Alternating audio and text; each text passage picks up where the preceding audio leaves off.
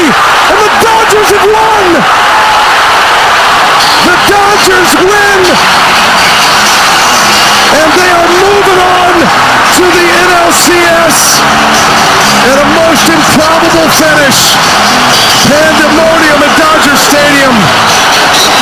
And your heart breaks for Ryan Kirkering. A really sloppy football team. It finds ways to win games. And I'm going to lose my mind because we're so immature. We've got to grow up fast. I'm glad we won. I'm not happy with how we played. Thank you, Coach. Yeah, no way. No Filter Radio with Alan Cutler, brought to you by Quantrell Auto Group. QuantrellForLife.com. Good afternoon. I'm Alan Cutler. Honored and pleased to be with you. Thank you so much for tuning in, whether it's live within our radio area or in Cincinnati, Louisville, Nashville, all over the place. Had a gentleman, I'll make a comment, listens in Rockcastle County all the time. I know our station doesn't get there, so there are people listening more and more all over. Thank you, thank you, thank you. Whether it's live, tonight on podcast, maybe tomorrow, whatever floats your boat. Couple things in the open. Tulane, the Green Wave, they won 26-19. No matter what happens, I think we're going to follow Summerall on the show a little bit more. Okay? 5-1 on the season, and John is ticked off. He is ticked. Also, he lost his throat. I think he's doing some yelling. And so Tulane scored 14 points in the fourth quarter, to win 26-19. They were up 12-0. And then Eastern Carolina then scores 16. And so the Pirates fall to 3-3 because they only had a field goal in the fourth quarter and Tulane had 14. Tulane is 5-1 on their way to yet another bowl game. And there's no question that Summerall has one of the best records in America since he became a coach. Period. Jimmy, I don't know this, and I should look it up. If you can do it, great. Again, off the fly. Since he became the head coach of Troy, his overall record versus anybody else in America on any level. And if you want to say, okay, Troy, it's not Kentucky, okay. Troy, it's not Alabama, okay, but winning is winning. And Troy is a place that they've developed so many players. Years ago, in the 80s, I was told there's a lot of kids who were really good football players who were good enough for Alabama and Auburn. They couldn't get them in school, which always amazed me, and they end up going to Troy. What percentage? Got no clue. Do some kids end up there who are good enough for Auburn and Alabama? Absolutely. But he might end up being the hottest coach in the country when it comes to being desired to go somewhere. And Kirkering. My heart broke for him. I'm not a Phillies fan. I'm not. And Real Mutu, the catcher, if you saw it, was pointing for him to throw at first base. And the game should have continued. I'm not saying this is bad as Buckner. It's not that far away. Billy Buckner's life was ruined in the sixth game of the World Series when the ball went through his legs. And they ruined his life to the point he had to leave Boston. They ruined his life to the point he got out of baseball as a coach. And as I recall, he went back to Idaho. And he got cancer and passed away too early. And I'm of a huge belief, the way I live my world, that the stress that he incurred for that ground ball going through his legs, I believe it shortened his life. You believe what you want. That's what I believe. I'm a huge believer in positive thoughts and negative things which can really affect you and have all kinds of things. Don't expect everybody to agree with that. I'm doing a lot of work on that. I've always kind of believed it. But now, since I retired from TV, I believe it a lot more. His life was never the same. Never the same. And I hope and pray, and I mean pray, that Kirkering doesn't go through the same thing. That toss will stay with him the rest of his life. The rest of his life. That's why usually when a field goal kicker is at the end, and unless it's the team I'm rooting for, I always want the field goal kicker to make it, especially if it's a chip shot, because fans are so mean now, it's crazy. It's a number of years ago, and I follow Boise State like crazy because I did TV out there, family out there, and there was a kid from Boise, really popular, field goal kicker for years. And he missed a kick that cost them, I don't remember, Jimmy, if it was the bowl game or getting to a bowl game or they went to a lesser bowl because of it. It was something like that. This is a kid from Boise. And this is not Boise. This is everywhere, just happened to be in Boise. And he had death threats for missing a field goal. And the kid was really popular. And so this stuff is crazy. Jimmy, you think Kirkering is going to live with this not only mentally for the rest of his life, but the abuse he's going to take? Philly fans are mean. You know that line in Philadelphia. They even booed Santa Claus. I feel for this guy. Don't know him. I know who he is. Haven't really followed his career. I've looked at his numbers because I look at the box scores all the time. And you could say he does this kind of thing all the time, but the pressure is on. If you try to aim the ball and flip the ball and not just throw the ball, oftentimes you get in trouble. That's what he did. Now anybody knows. But, Jimmy, my heart is broken for this kid. It really is. You think it's going to follow him the rest of his life? Because I do, by the way. Yeah, unfortunately, it probably will unless he has a couple other big moments that overshadow this. Like he comes in a pinch in the postseason, bases loaded, gets out of a jam. He's going to have to do that multiple times. But the next time he gives up a walk-off home run or something, it will go back to, oh, yeah, that's the guy. Yep. You know, the beauty of sports can be the worst thing about sports. So that was in the open. Let's set up the show, and then I want to get into one word that I'm picking up, one word that you all need to listen to if you like Kentucky basketball, that I think has been said enough that I believe, well, there's going to be a lot of changes in the team. They've got more talent, all that kind of stuff. But one word that will mean everything. Is that right? Jimmy just looked this up. Summerall has 2 less wins than Kirby's 39. Are you telling me that Summerall is number 2 in America in wins since the time he became the head coach at Troy? I would have to look into some of the other Power 5 conference coaches. Okay. But for number of wins, Kirby's number 1 at 39, Ryan Day is 36, and Summerall's right there with 37. 37-10 is his record since 2022. That's unbelievable. And by the way, Tulane has really opened up their coffers to pay him. They really have gone deep to pay him for what I understand their athletics department normally does. Can you blame him? Look, doesn't take a genius on my part. I'll be shocked if he's at Tulane next year. But I'm going to tell you something I know about Summerall, and he didn't tell me this. I kind of know it from knowing him way back when, and I kind of know it because, let's say, I might have talked to a couple people that are close to him. He's not going to jump Tulane. It wouldn't shock me if he's there next year, even though he's really sought after, if he doesn't think he's going to get what he wants. And I don't just mean money. Let me repeat. I do not just mean money. He's a really smart guy. And instead of being anxious, if he's going to leave Tulane, or come on, he could stay there for 20 years. He's not going to be there 20 years, but you know what I'm saying.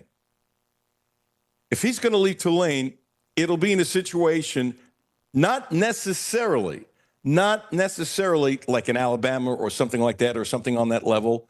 For that, he'd like it, but that might not happen. But, Jimmy, I promise you, I will be shocked beyond belief from what I know, unless he changes his mind, that he's not going anywhere where he thinks he can win. Now, that might sound stupid, but it's not, because there's a lot of places you can't win. I'm not ripping Wake Forest. I don't know why I'm thinking about them, but look at their record for the last 30 years. They've had a couple snippets. I purposely went away from Kentucky. Okay? Now, there was a point in time that Wake Forest didn't even really have a practice field a number of years ago, and they upgraded in that, or was it Duke? It was Wake Forest or Duke, one of the two. The point is this: there are certain places it's difficult to win. I don't care who you are. Now, even if you get enough to give you a shot of winning, obviously, that doesn't mean you're going to win, obviously. I'm just saying, I don't know what he's going to do. I'm not going to be privy to it. I'll try to find out. I don't think my sources are that good, to be honest. But I do know this. He's smart, and he's careful, and I don't think he's afraid to say no. And I think there's a lot of coaches who retire when they look back, wish they said no to what was deemed a better job because of salary. I have always believed that. Always believed that. Don't jump for the sake of jumping. Don't jump because you're going to make more money. Don't jump because you get to a bigger conference. Because guess what? He's making a lot of money. He makes more than 1 year, and I made about 15, 20 years, something like that. And by the way, not jealousy here. I'm just saying you can live on what he's making for a long time. So we will do more on Summerall in the Tulane Green Wave. I think it's apropos as time goes on. Jeff Badette, really good wideout. Played Pro Bowl, NFL, and a bunch of other leagues. He's no filter. Jeff Badette will join us at 12:30. My buddy Hal McCoy in the Hall of Fame. Talk a little baseball at 1 o'clock. And A.J. Summers, odds are it's not a name you know, actually was a manager for UK basketball, now on the board at Kentucky State. They got a special thing going on at Kentucky State. Let's give him a little love. We'll help promote the event at 1:30 and ask him a little about his time in Lexington, Kentucky. And I got to tell you, the fact that he's on the board, he can't be 45 years old. I wouldn't think, unless, we'll see. But anyway, I'm looking forward to the conversation about that. One of the many guests next week just gave me a text, Cash Daniel. Always doing good stuff. Okay, Jimmy, here's the word. I pushed in my T's, and I'm telling you, there's a new word as far as I'm concerned when it comes to Kentucky basketball. I should have had you a little too theatrical. Get a drum roll, Jimmy, but nah. You ready? Ready. Waves. Now, I've heard this multiple times. So there's two schools of thought. And here's number two, believe it or not, because number one's about the TEAM. You know, anybody who sees this thing, this is not new for me. I said this a long time ago. When you got all these kids here, I said right away, how the heck are you going to keep them all happy? It's going to be difficult. You got 12, 13 kids who could start for a lot of teams all across the country. You can't start 12, 13 kids. You can't have 13 kids in your rotation. Everybody knows that. So how do you keep them happy? Well, if they do a little pressing, that means you're going to get tired. You're going to have to come out. I'm going to guess that the odds of anyone playing over 25 minutes a game is not very strong. Could it be OA? Absolutely. Could it be low? Absolutely. Maybe somebody else.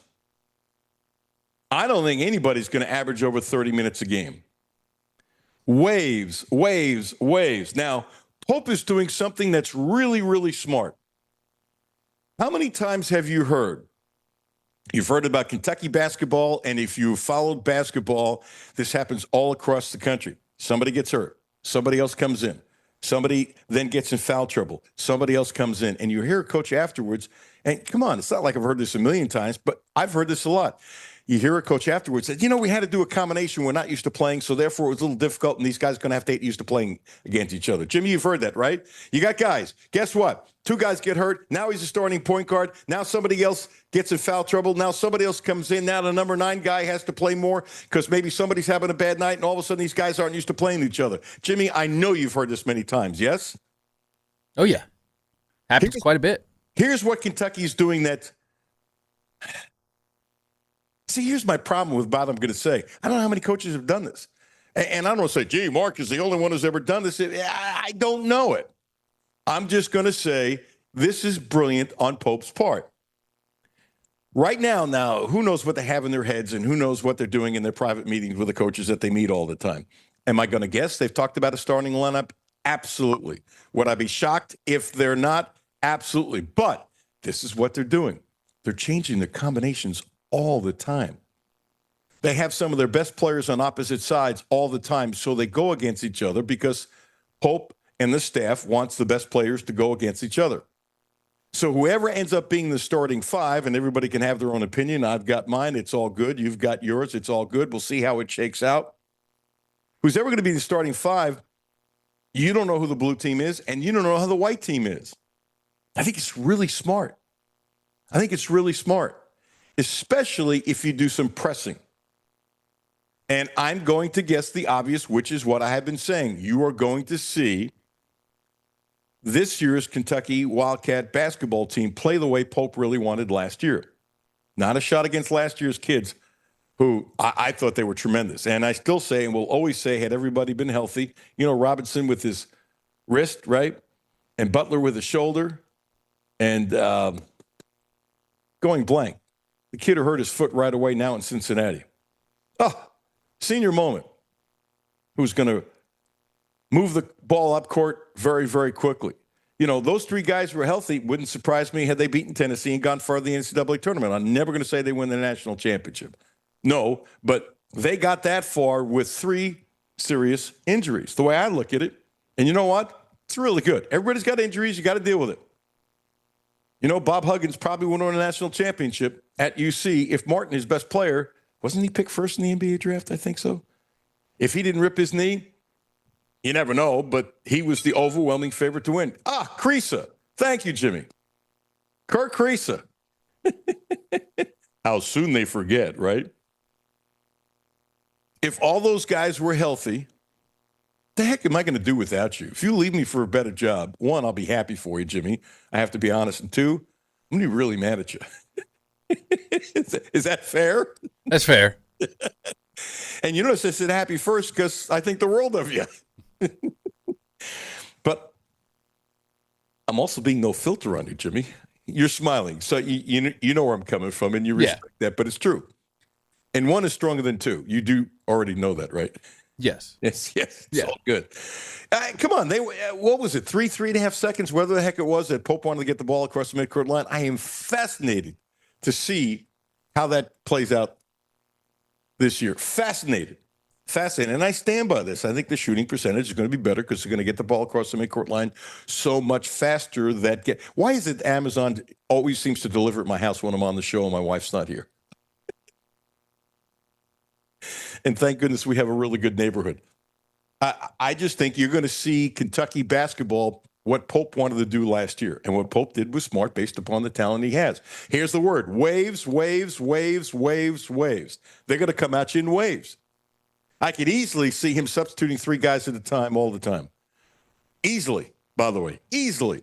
And these guys are going to play so much with each other and so unconventional when it comes to, hey, here's the first five and here's the second five.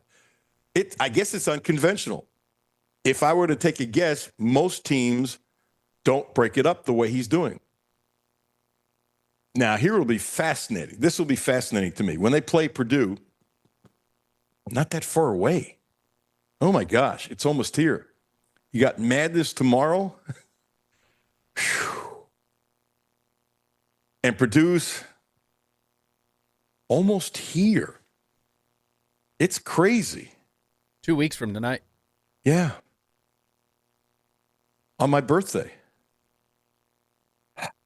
Jimmy, I expect you to get me the same thing you got me last year. A Kentucky victory?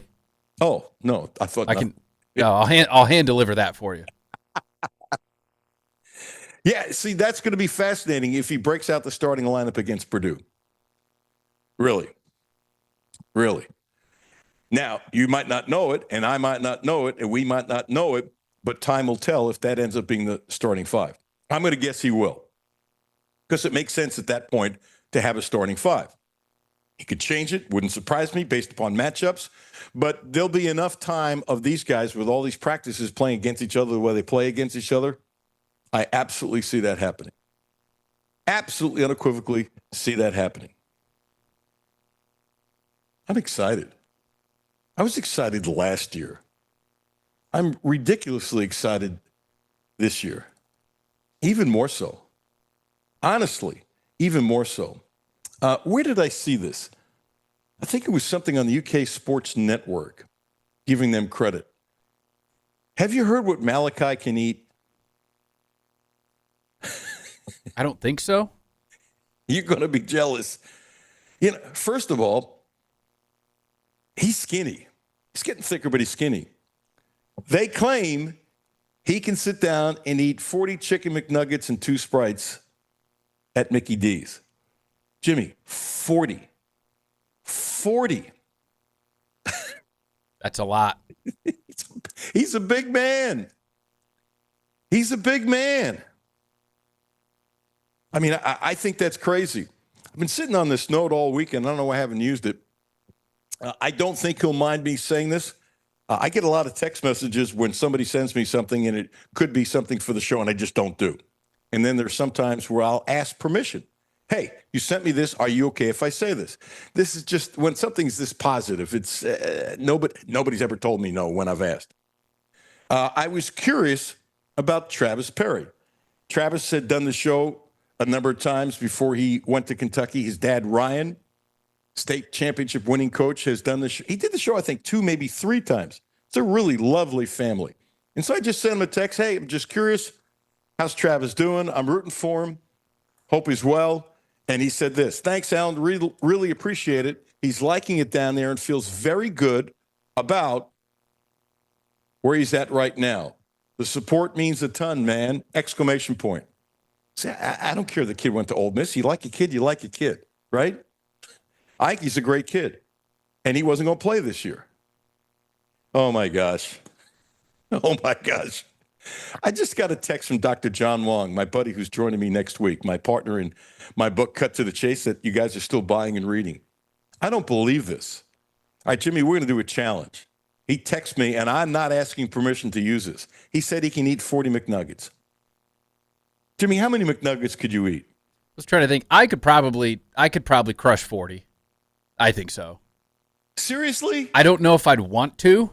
If I could choose something else that's equivalent in weight and size, I don't know if I could do 40 McDonald's nuggets, just my stomach. But food-wise, yeah, I could eat that equivalent of something. Well, you are a big boy, but you haven't gotten to that 40 year, and I hope it doesn't happen to you, but 20-1, your belly starts changing when you're 40. It's what I've been told. It's what everybody says. Yeah. I kind of want to try this now. Call it the Malachi Challenge. You know, that's a good idea. I'd be willing to bet that if we contacted McDonald's, they would be only too happy to supply. I'm going to work on something. Think about our regular guests. Who's the first one? I already got it written down. Who you would think could do 40? This is kind of one of those things where whoever the first answer is, I don't want to offend who I think could do it. I don't care if he's offended or not. We're good buddies. Jeremy Caudle. That's the name I had. Yeah. Deuce Williams, could he do it? Maybe. Maybe. But Jeremy Caudle? Oh yeah. His son could probably do it too. Yeah.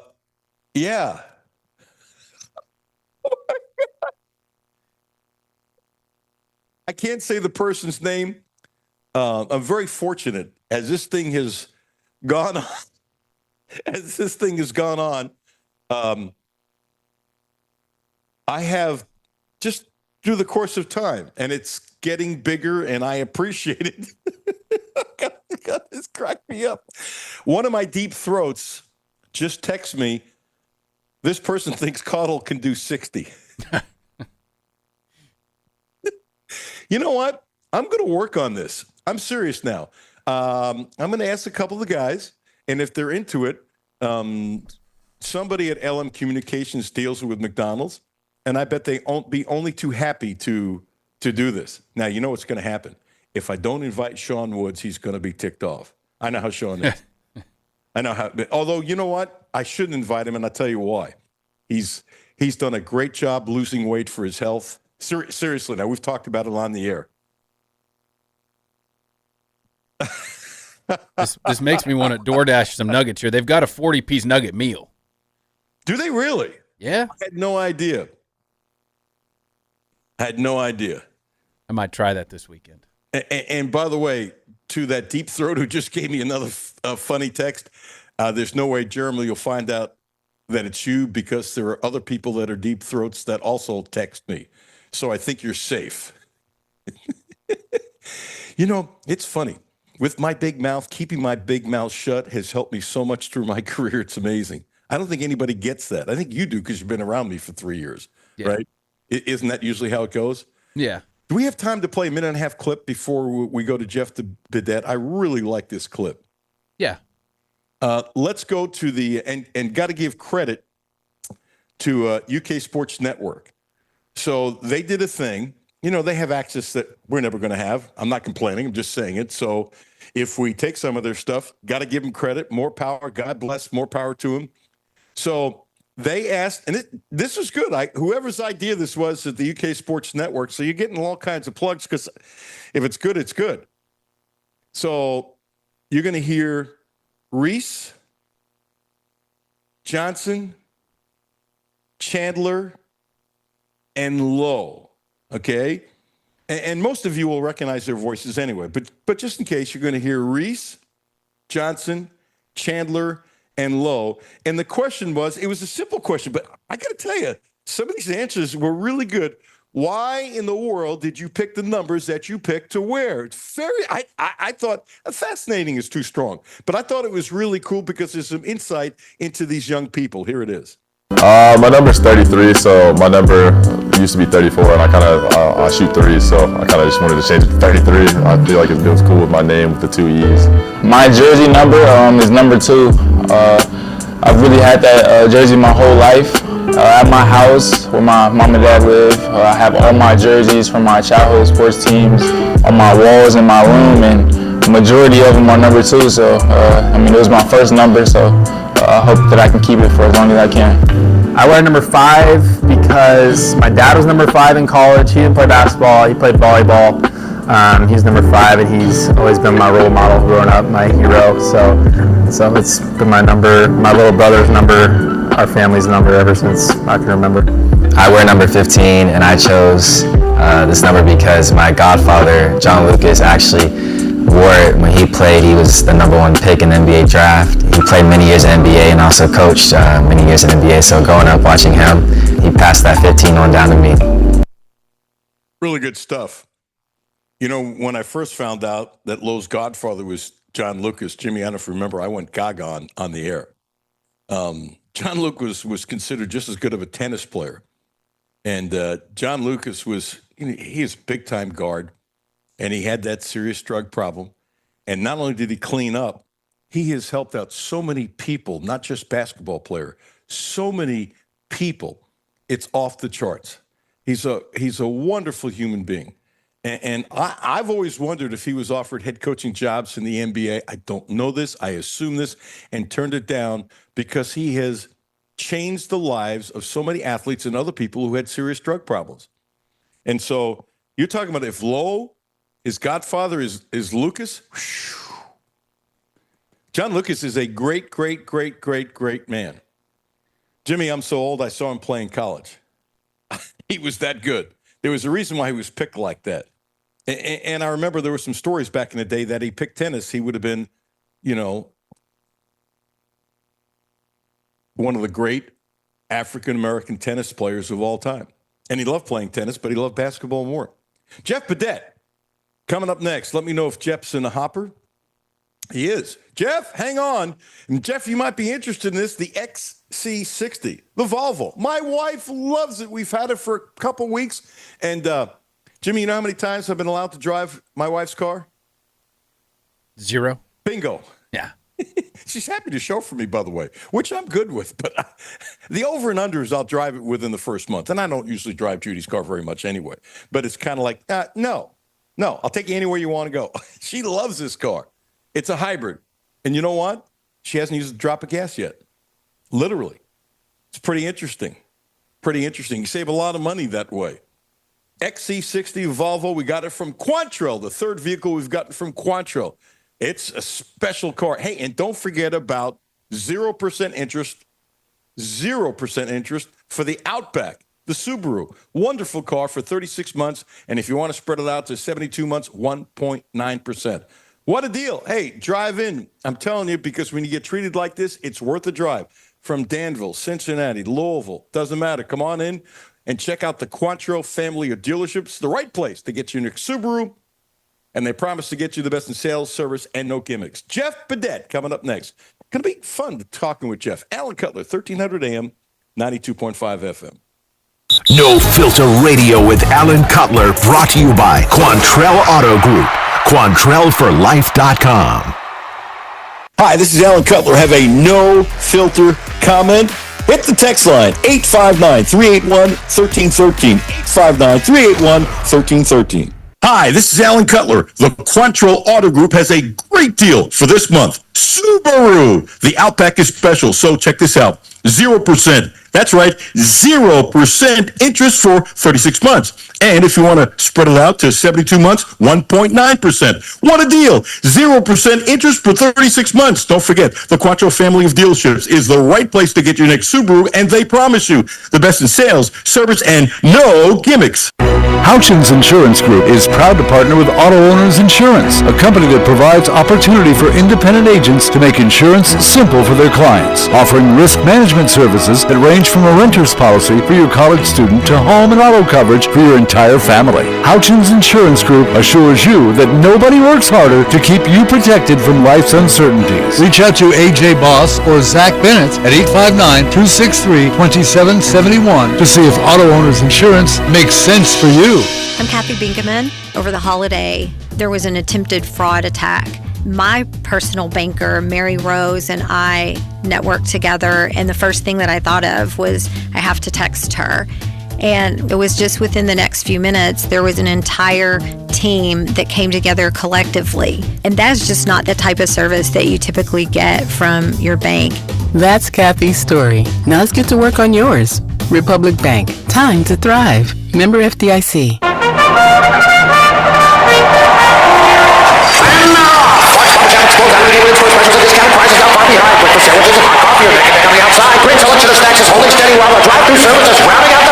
They're rounding the turn, and it's Clark's Pump and Shop for the win! Get in the winner's circle with Clark's Pump and Shop. Stop by and pick up 5-hour energy shots, 2 for $4.99, or Rolade sticks. Buy one, get one free. Clark's Pump and Shop. Return, refresh, refuel.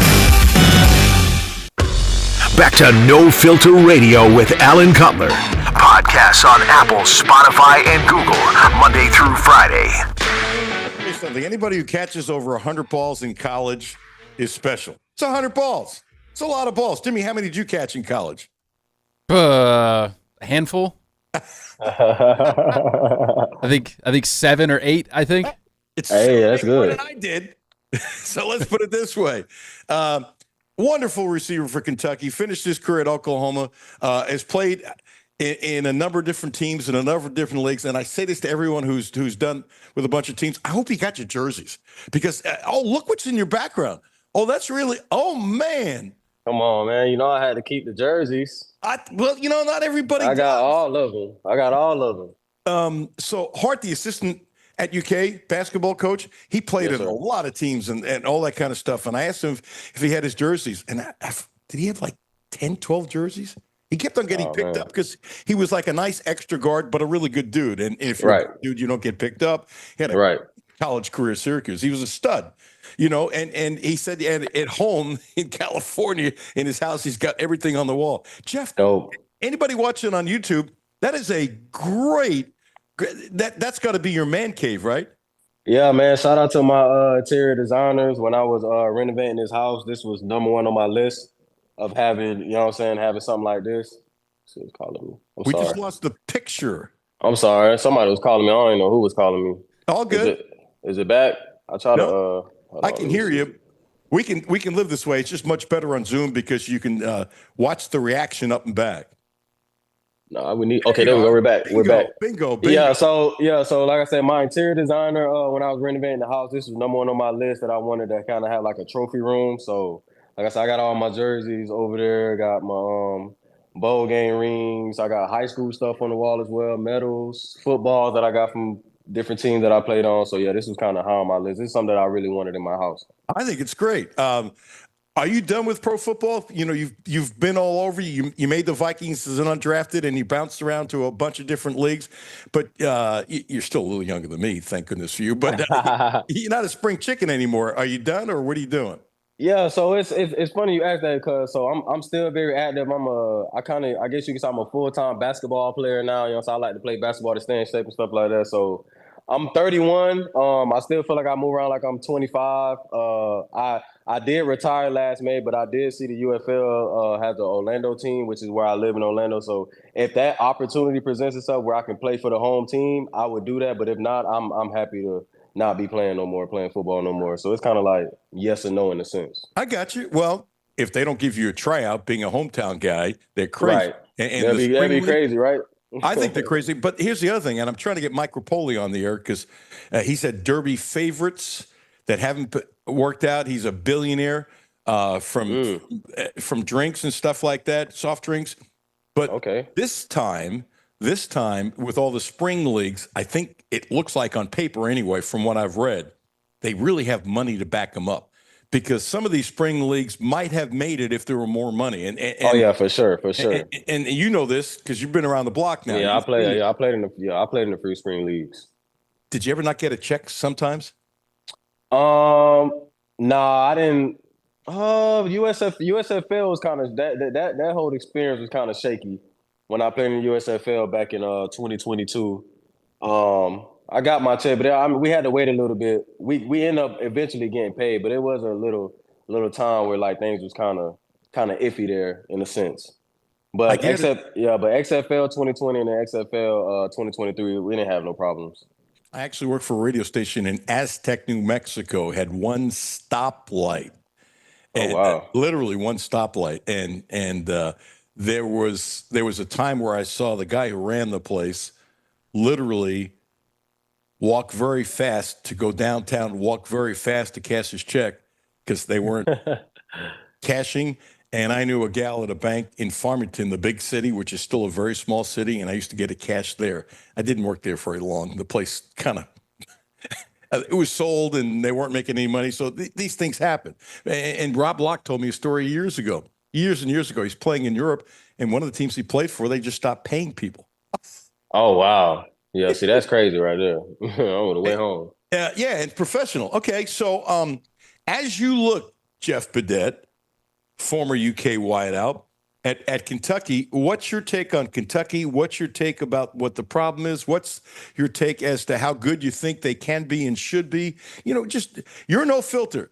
And you always have been no filters. Just whatever your honest thought is. I don't put any words in your mouth. Whatever you for sure. No, for sure. This is something that, me and my fellow friend Juice Johnson, we talk about all the time. But it always come down to the people that Stoops have under him. You know what I'm saying? I know a lot of people like to put the blame on him because he's the head guy, which is, you know what I'm saying, which comes with the territory, which comes with the job. He's the head guy. He should take, you know what I'm saying, most of the blame. But it always comes down to the coordinators, the position coaches, and what they're doing with the players and how are they getting the best out of those players? You know what I'm saying? What are their relationship with the players? Like if they let's say if a player see a coach out in public, like will he go up and say what's up to him, or will he try to avoid him in a sense? So I just feel like the main problem is just kind of just figuring out like how can you maximize the guy's best ability? Like, do you know your players? Do you know what they're good at? You know what I'm saying? How can we maximize that?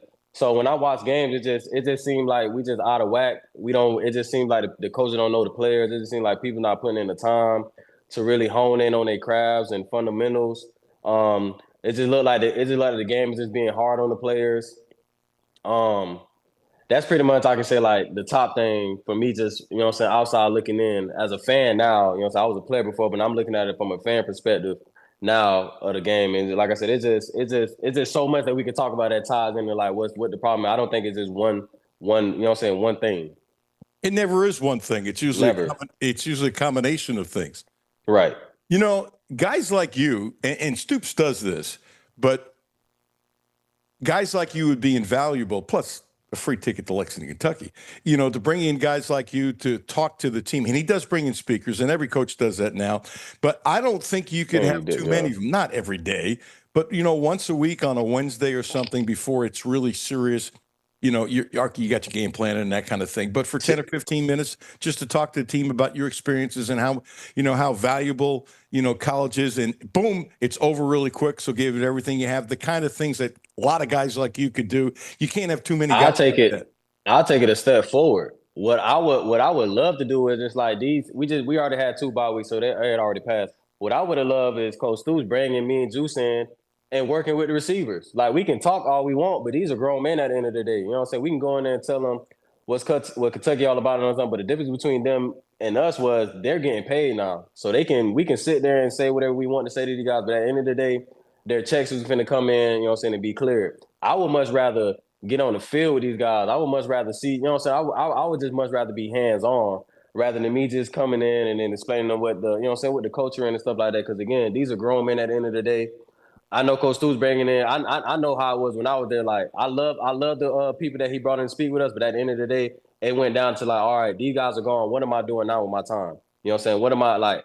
What am I doing on the field? What am I like? How can I get myself better in a sense? So I just wish, like, you know what I'm saying? We've been to Kentucky a few times, but we never got a chance to actually sit down and, you know what I'm saying, talk to Stoops face to face. It always just been like a, you know what I'm saying, dap up, hug, take a picture here and then, and we go on about our business. But I always wanted to be able to sit down and be like, yo, Coach Stoops, this is what me and Juice feel like, you know what I'm saying, we can help in a sense of just having like, you know what I'm saying, guys from the past in the building and keep that culture going. Cause I know like Coach Miro was a guy that you know what I'm saying, that honed in on that culture, but he's gone now, and it's kind of like Coach Stoops is kind of in there by himself. Like all the guys Coach Stoops came in from when I was there are literally gone. Like all these people that he got on his coaching staff are all new and stuff like that. So it's it's kind of hard to kind of know what Coach Stoops want. But like I said, I would much rather be hands on rather than me coming and just speaking to guys and they can go in one ear and not the other. The guys can look at me like, man, you transferred out of Kentucky and you did this and that. You was an undrafted guy. You was blah blah blah. You know what I'm saying? I can just tell how some kids can think.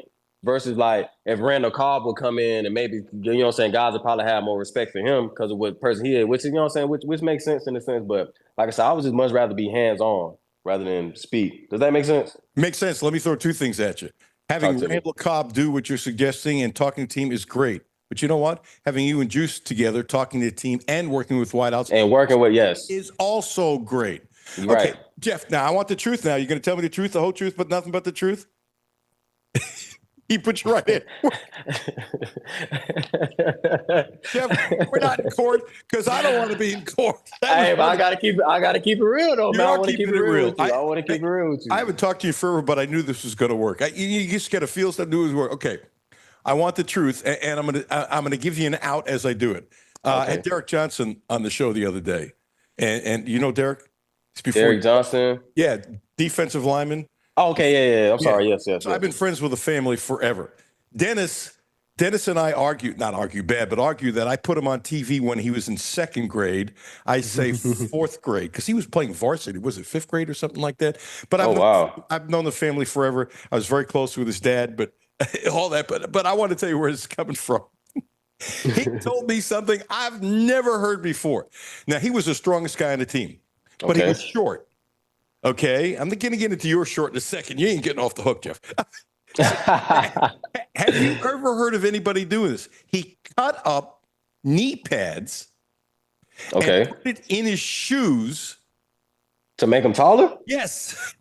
Oh, okay. I got a funny story about that. I've never heard of that. I just cracked up because his thing was, I was worried I'd be too short for pro ball. And I said, Derek, you're the strongest guy on the team. Right. but everybody's looking for the edge. So you've heard of that then? Oh yeah, I did it in high school when I was doing my recruiting process. I had me and my boys. One of my boys, he had these pair of Jordans that had like a real thick sole, and then we also took a eraser, the dry board racers. Yeah. So we all had the combination to his locker. So during spring football, whenever a coach would call him like, yo, it's a school coming in, we would all go to the locker, grab the shoes and put them on and then go meet a coach. So that's something that we all did. But I would say that we got caught one time. I think it was Western Kentucky. It was one of the schools came in and they made us take our shoes off. They're like, take your shoes. I want to see how tall you really is. And you can see me drop like 3 inches. Like you can see me drop like 3-4 inches. I'm like, oh man, this is embarrassing, man. Jeff, that's a great story. Yeah. I know a lot of guys that done that, but thank God, like once I got to Kentucky, I like grew like 2.5 inches, like 2.5, 3 inches, and I put on like 35 pounds. So I was still growing. Like, Wait a I second. still wasn't. Skinny as you were, you put on 35 pounds at Kentucky? Listen to this. I graduated May 31st, 2013. I was on Kentucky campus June 2nd. So I only had 2 days. I was on Kentucky campus June 2nd. The first day I got there, I was 151 pounds. By August 4th, 5th, I was 184 pounds. No lie. What the hell were you eating? Man, so I went from being at home, struggling and stuff, eating maybe like 1-2 meals a day. I get to Kentucky, they feeding me 5 times a day. And then after a workout, I'm getting a protein shake from Miss Monica. You know what I'm saying? So every time I eat, I get a protein shake, and I'm eating 5 times a day. You know what I'm saying? We got the meals. So that was part of the scholarship. That's what we had back then. Like, we didn't get the money, but they did feed us. I will say this. They was feeding us. So, working out, building my metabolism, and then, like I said, growing into a man. So I was just eating, man. Like, I was just eating. Like, it was crazy. So 151 to 184 in the span of like 2.5 months. It was crazy. And they call it freshman 15 for like the regular kids, but for like the athletes, they got to call it like freshman 30 or something. Wow. So are you telling me, and if I'm going where I shouldn't, Jeff, just tell me that where you grew up, there wasn't that much food available. Now you go to Kentucky and it's like you're a kid in a candy store with Christmas. If you want to have a second steak, you can have a second steak, and please have a protein shake and all that kind of stuff. That how you grew up is totally different, and you were able to grow and develop because of, quite simply, getting not just proper nutrition, but a lot more food based upon how you grew up. Am I touching an area I shouldn't touch? No, you speaking all facts, man. I remember, like I said, it'll be times, you know what I'm saying? Sleep was food. You know what I'm saying? I'm gonna just go to sleep, and then like, I get to Kentucky, 11 o'clock at night, midnight, I can go get a snack. I can go eat. So that's pretty much how you put on weight. So yeah, that's for sure how I'm upbringing. You hit it right on the money. Oh, you already got me how I was going to get you. I was going to say, Jeff, tell me the truth. How tall were you, and what did you weigh when you came to Kentucky? 5'9", 151 pounds. Wow. See, I have another theory about guys like you, and I mean this sincerely, and I don't mean this negatively because of your size. I'm going to guess. You got to remember, I watched the play all the time, and we talked. We talked all the time. Yeah, we talked, and you hung with me. My big mouth, you hung with me. Hey, man, I love guys that can keep it real, man. You got a good, genuine heart, man. That's what it ultimately comes down to. So I love being around genuine people. Thank you. That's very kind. Sure. Very kind. Jeff, if you've thought of this a bunch, and I bet you have, I'm not saying if you were 6'4" and 220, let's not get silly here. But if you were 5'11" and 205 with your speed, ooh, that's crazy. That's dangerous. Would you still be in the NFL? So great question. I feel like what altered my NFL experience. Everybody keep calling me. I don't know who's calling. I'm sorry, man. No, it's all good. Did we lose him? Yeah, it looks like it did. I think in the process of trying to hang up, is he coming back? Or maybe we'll take a break and then have him come back. What do you think? Yeah, we can do a quick break. Okay. Boy, Jeff is great, isn't he? I knew this would be good. Also, his backdrop might be the best. I forget the name, but the track coach that came on, he had all the trophies behind him.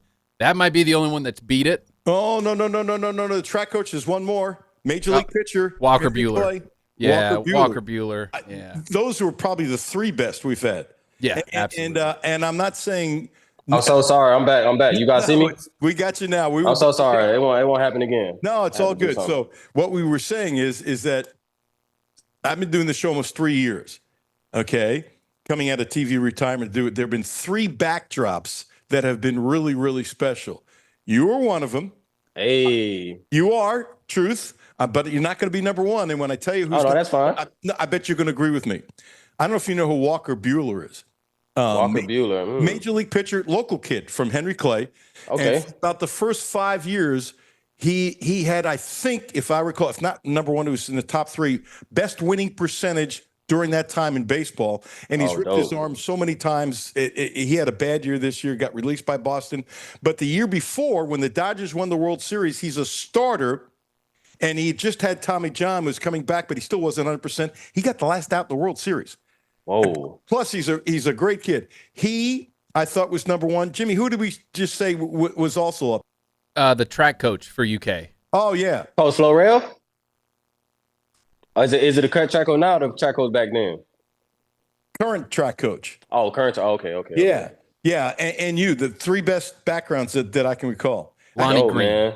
Right. Yes. Oh, okay. Coach Green. Okay. Jimmy, tell everybody if they want to jump on Facebook, on YouTube really quick, because I'm telling you, Jeff's background is really, really cool. Dope, man. ESPN Sports Radio 1300. One of my favorite things is, let me show you guys this. Okay. I got my own bobblehead. Wait a second. All right, Jeff, I apologize. I got my own bobblehead. I don't remember you having a bobblehead at Kentucky. So we got this in my last year. Then we made it to a bowl game, the Cutler Bowl. Yeah. In Jacksonville. Yeah. So they all scanned our heads, and this was one of our bowl gifts. Wait a second. Go next to each other. Hey, when we're done. They don't look nothing like me, man. No, actually, look. First of all, those things are never like anybody. Would you agree? Right. Okay. Oh yeah, never. Wait a second. I'm going to disagree. It's pretty close. Yeah, I'm looking at it. I'm like, maybe. You think about. We've all seen this stuff that oftentimes you're going, who the hell did this art? It's awful. Hey, do me a favor. When we're done today, take a picture of what do you call that? Little Jeff? Do you have a name for your? Yeah, Little JB. Little JB, send me a picture of the two of you, because if you'll come back again some other time, I'm going to tease the show with that picture. Okay, perfect. Because I got you, my man. I tease the show on Facebook, like I'm teasing the show. You were on the two biggest Facebook UK sites, and my Facebook and Instagram, all that kind of stuff. So I like to do it, but pictures like that are great. So you're one of the top. You're one of the top three, but you're not number one. You good with that? No, hey, I'm totally fine with that. As long as I make top three, I'm totally fine with that. I'm getting stamped by you, man. I'm good. Okay, so is there anything on the wall that you want to show us that means something? And I do want to ask you one other thing. Talk to me. I wanted to finish answering your question real fast about the NFL and if I would have still been in there by my side. So ultimately, what it comes down to, once you're an undrafted free agent guy, things kind of got to go your way in a sense, like health. So I will ultimately say, like, my injuries is the only reason why, I wasn't in the league, because I ended up signing with the Atlanta Falcons in 2021, and that was probably like one of my best opportunities to make a team. But I suffered a hamstring injury, ultimately got cut. Then later throughout the season, I signed with the Oakland Raiders, and literally my first practice there, they had me starting as a kickoff returner, and I was going to start that Sunday. But then I ended up dealing with another hamstring. I dealt with a lot of soft tissue injuries in my during my career, which ultimately, moved me out of the league. Because like I say, if you a guy that continues to get injured, you kind of find yourself out the league. So I feel like if I would have never suffered those injuries, I could have easily been going. This would have been my 8th year in the league, and I kind of would have made a career. So I don't think it was more so with my size. I think speed was kind of keeping me in the league, because you can't teach speed. So yeah, that's just pretty much what it came down to. Just my injuries kind of derailed my NFL career to where that I envisioned it going. Jeff, but that kind of join us. This is what I thought. Can I tell you what I thought about you when the undrafted free agent? Did I think you were going to the NFL Hall of Fame? No, come on. Let's be right. But you know what I honestly thought? I thought you had a shot as a returner first, and then as like the 3rd, 4th, or 5th wideout. Yeah, for sure. Happens with time, if your returns are good. Then I have seen guys, so have you, who all of a sudden became not the 5th receiver, but the 4th receiver. 4th receiver, and then the 3rd receiver. And I don't know if you ever started, and I'm going to guess probably no, but I don't want to put a ceiling on you, because that's not fair. But I really thought you could have played in the league for a long time, because if you can run, me too. You can run, and you can run. Yeah, that too. And then my rookie year, being able to share the locker room with Stephon Diggs and Adam Thielen, they kind of took my game to a whole nother level as far as like route running. You know what I'm saying? Learning, because coming in the league, I didn't so much have like receiver coaches in college that really like, you know what I'm saying, that was really dial in, you know what I'm saying, helping us up with that. It was just more so, you know what I'm saying, me and Juice, we used to always watch YouTube videos, Chad Ochocinco and those guys, and we would just go out and do work on our own, versus, you know what I'm saying, and having a receiver coach that can really like dial in and get you like, you know what I'm saying, polished as a receiver. So coming into the league, I was kind of like, you know what I'm saying, behind in a sense when it came down to route running. So I do like give a lot of credit to Stephon Diggs and Adam Thielen, Because those guys, I feel like one of the best route runners I ever seen, but they kind of like honed me into my craft and becoming like a better receiver. So yeah, I for sure feel like I could have made a name for myself in the NFL easy. Because you know what I'm saying, it comes down to mindset. It comes down to your work ethic and the time that you put in your craft. So I had that, but like I said, it was just I just felt like my career, most of my time was in the training room, you know what I'm saying, rehabbing more so just, you know what I'm saying, working on my craft. You know, you've heard that line, you can't make the club in the tub. Oh, no, can't make the club in the tub.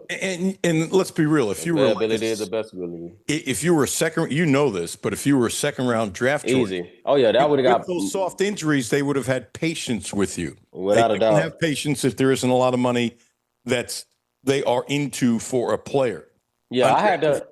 Undrafted free agents, there's like no patience. No patience. And then, like I said, I had such a weird, you know what I'm saying, experience going into the NFL. Like, you know what I'm saying, I was the only guy in my draft class to run 4.2.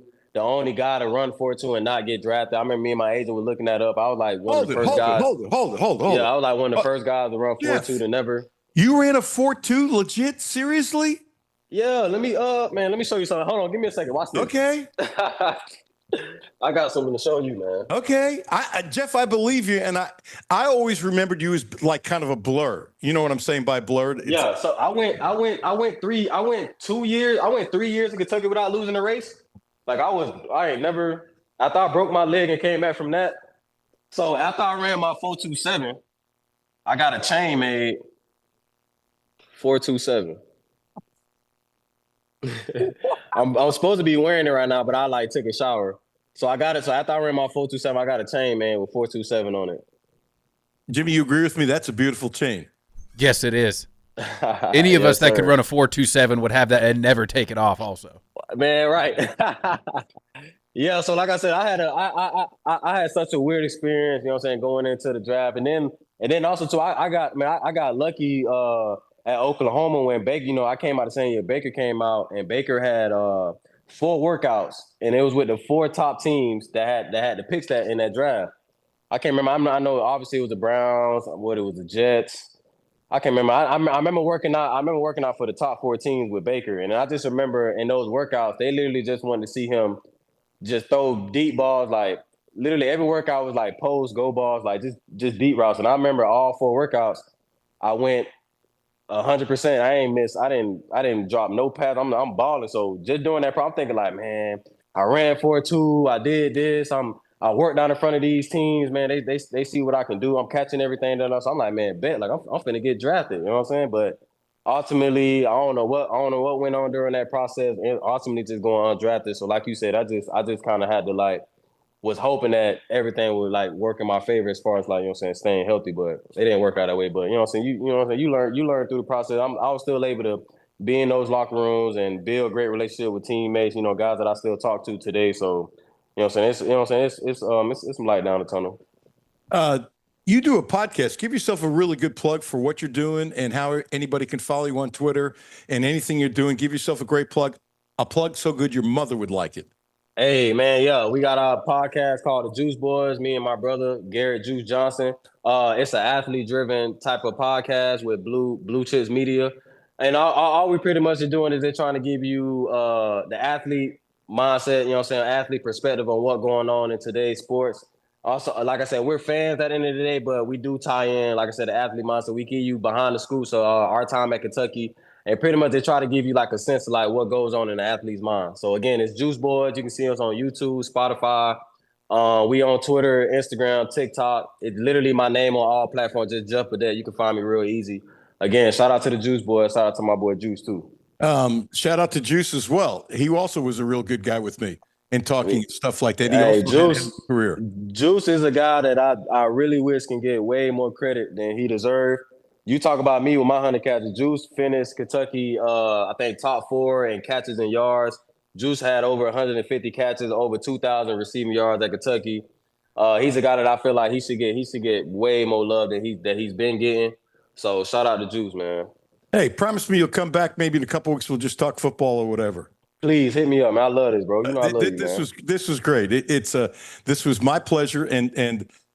Look, I came out of TV retirement to do this, and the joy for me in the show is linking up with guys like you who just there was no reason why we would ever communicate. For Right. example, like one of the examples, there's dozens and dozens of guys who do the show. Some I hadn't talked to in 30 years, and they do Man. the show I'm serious. Bro, you see how fast I got back with you. I responded back to you within like 2 minutes. I was ready, man. Yeah, You I my guy. appreciate it. Hey, I'll send you something. Can you help hook me up with Juice too?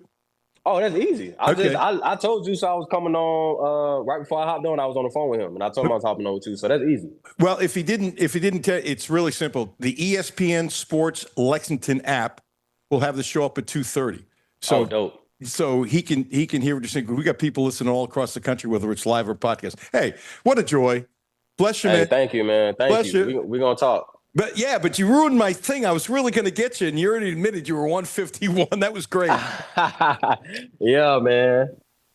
Fun times. Yeah, and not only that, but the fact that you put on all that weight because you had food and those kinds of things, it really speaks volumes of what's called an opportunity. I'm sorry you I'm sorry you had those hamstrings. Just, I'm kind of obnoxious about feeling about players, and I really thought you had a shot at making as a return guy first. Yeah, for sure. Because you were a blur. I did too, man. Yeah. You were a blur, and you weren't afraid to catch the ball. I mean, I don't know how the hell guys like you were. Either you know this. Either you have the no fear or you don't. There ain't nothing in between. And you had that no fear, and I'm going, well, he's got the no fear. He's a blur. He's tougher than you know what. I really thought. You gotta understand. During my time in Kentucky, those opportunities was real small in the game, so it's just all about maximizing them. You know what I'm saying? You don't never know when the ball's gonna come back your way. So when it does come your way, you gotta do all you can to just try to capitalize on the play. So that was going on my mind every game. You played for Mummy here. Mummy. You would have been drafted not first round. You'd have been in like fifth, sixth, or seventh round draft choice. I don't doubt it because you would have had Mummy was actually my OC with Coach Stoops in the XFL, the Dallas Renegades. I don't know if you knew that. I did not know that. So I ended up actually playing for Mummy. Well, Coach Stoops. And what Coach Stoops' first name? What's You're talking about Bob Stoops? Bob. I'm tripping. That's one of my favorite coaches. Yeah, Bob Stoops was the head coach, and he had Mummy as the OC and back in 2020 in Dallas. You know what? Mummy does a show every now and then. Matter of fact, when he was going to take his OC job at Lafayette, he was literally in the car with his wife driving. We're doing the show. For real? Yeah, for real. He's done the show about 5 or 6 times, and he's always happy to come on. So, yeah. Crazy. Mummy, I should have known that, but I didn't. Hey, yeah, Ron, bless you. What a joy. Bless you, man. This was Thank like you. a 10-minute This is like a 10-minute conversation that went 35 minutes. Those are the best. There we go. Hey, Talk man, to you down the appreciate road. you. Appreciate you. Thank you so much. Talk to you soon. Man. Hey, was that great? Is Jeff great or what? That was just great. That's so good. Yeah. It matches the background and the setup that he has. Oh my gosh. What a great man cave. Yeah. You know what? I knew about one of his soft tissue injuries, honestly, but I didn't know about the others. And I didn't know he was about to start for the Raiders. I did not know. I'm telling you, he was tough and a blur. He's one of those guys, first step, boom. His chain, 427. Woo! That's moving. Terry Page. She beat me up yesterday. Should I say that to try to promote somebody? And I really needed it. She helped me out tremendously. I was really, really, really, really, really sore. And she really, really, really went to work on me. And she's really, really, really helped. I feel so much better this morning. It's crazy. She's a healer, a spectacular licensed massage therapist in Butler, Kentucky on Monday and Tuesday. And then the rest of the week here in Lexington. Check her out. Use my name. Many of you have gone to see her because I talk about her. And it's all legitimate. As I've said many times, I will not push somebody or a product if I don't like it. I'm not going to do it. Hopefully that adds to credibility. 859-373-0578. 859-373-0578. Alan Cutler, 1300 AM, 92.5 FM. No Filter Radio with Alan Cutler, brought to you by Quantrell Auto Group. Quantrell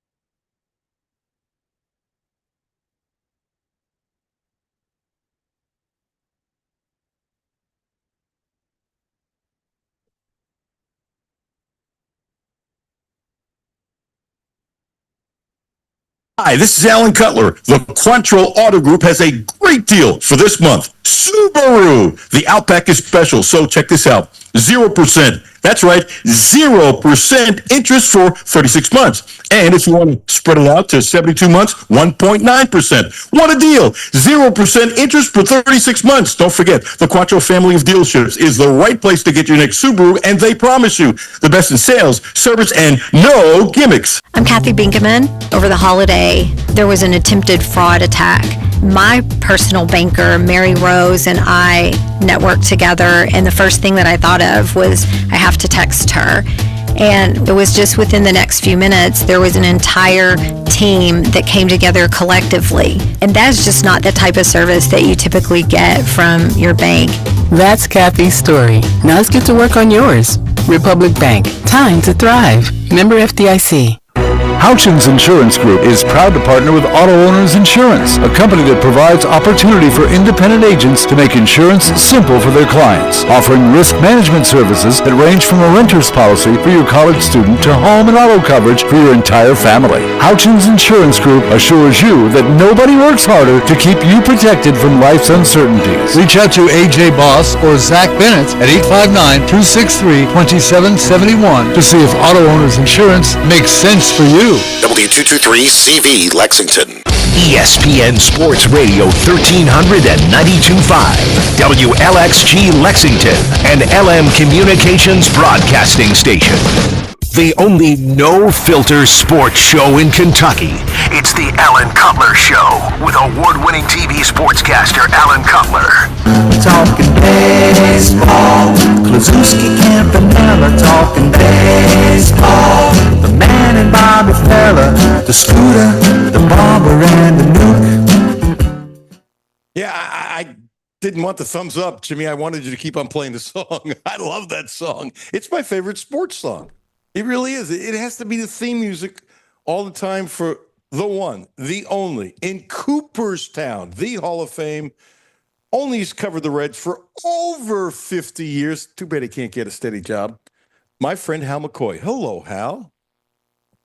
Hello, Alan. How are you, my friend? I'm great. I'm just great.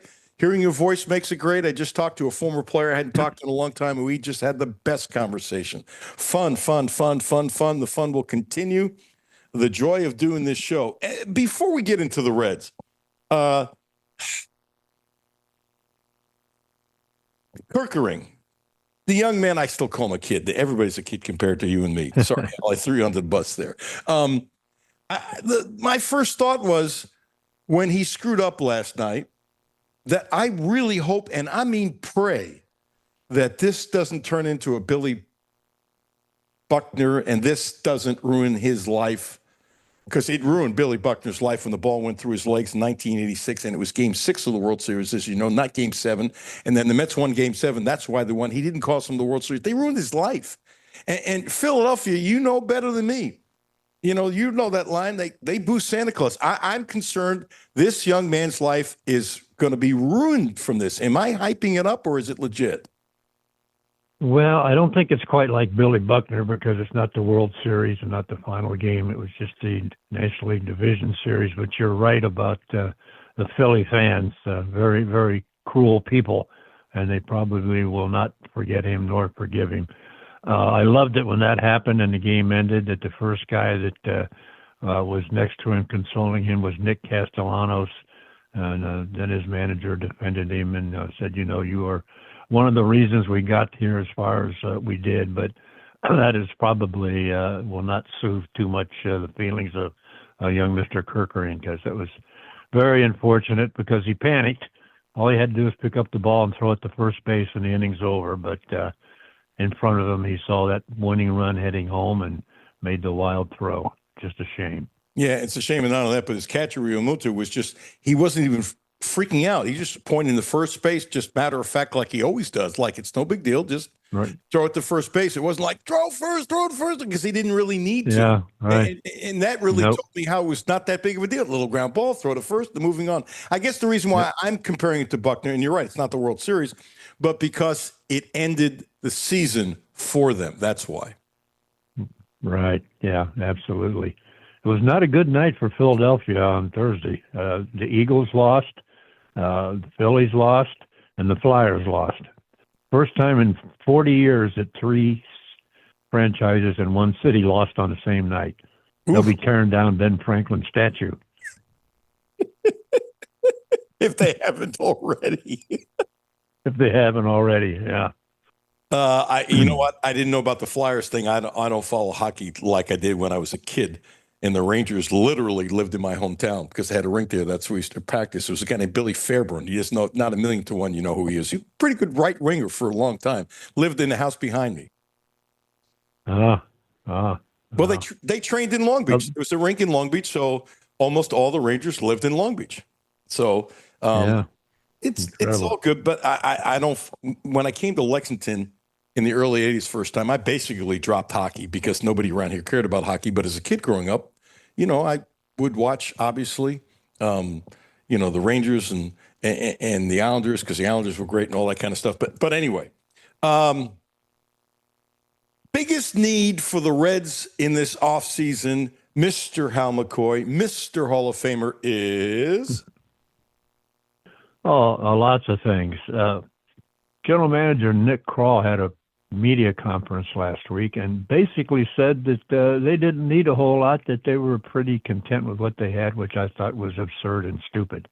I mean, the team made the playoffs, but only because the New York Mets choked and Arizona and San Francisco didn't play well the last. So the Reds sneaked into the playoffs, so that gives the front office, look, see what we did. But no, I think they need a lot of tweaking. First of all, we've talked about this forever. They got to move Ellie De La Cruz to the outfield. 26 errors, 2 years in a row leading the league in errors. You just can't have that from your shortstop. I think he'd be much better in the outfield. And T.J. Friedel, the center fielder, was ranked very, very low in runs saved for outfielders, almost to the bottom. So his defense wasn't as good as we thought it might be. Definitely need a power hitter. Austin Hayes will be gone, thank goodness, and they need somebody to fill in that spot. Get a power hitter. It's just a shame that they're playing a ballpark that small, and yet they don't hit enough home runs to win games. And the other thing, a couple other things I would do, I leave Spencer Steer at first base, Gold Glove first baseman, unbelievable the way he played over there. I love Key Brian Hayes at third base, but he doesn't hit. That team needs somebody to hit. Runners in scoring position, they were awful. So I would either give Sal Stewart or Christian Encarnacion Strand a chance over there. And you and I both love Matt McClain. God bless him, but he was terrible at the plate. I think I would start the year with him at second base, but if he doesn't improve, I think they got to move somebody else there. We gave him a pass because he missed all of last year, but striking out all the time, I don't think that has anything to do with missing a lot of time. He just was not good at swinging at pitches in the strike zone. So love the rotation. I think that's okay. I'm not sold on Emilio Pagan as the closer, and I think he'll be gone anyway. They talk about Ashcraft or Santillan. No. I don't like either one of them as closers. I think they need to try to find a legitimate closer. Other than that, nothing. I should have been counting how many moves.